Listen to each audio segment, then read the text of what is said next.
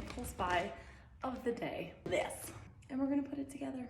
I tell you, this was a real butthole to get in my car. Two very nice guys tried to help me out. My stubborn independent said, I got it. First we have a push stick. This is the safety guard that goes on top of it, so that's fun. Then we've got this thing.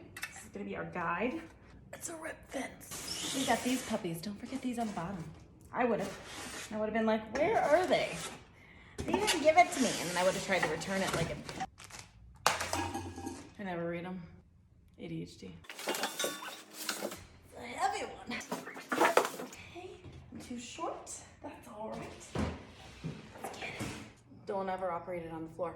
Just let me know. Whew, one part. Ow, ow, ow. It's going to baffle me if this is all that it takes to put this scary thing together. Okay, so I like to do things the hard way, meaning by not reading the instruction manual, but I feel like on this one, I probably should, because I've been scared of this thing for a very long time. You're gonna be my best friend, okay? Thank God, they included pictures. I can't read. How did they tell you how to get the foam off, huh? What is the trick here? Let's assemble the stand first. Rest the inner leg assembly inside the outer leg assembly so that the legs form an X. It's a lot of assemblies. I don't know. I'm gonna have to read that 10 more times before I really know what it means.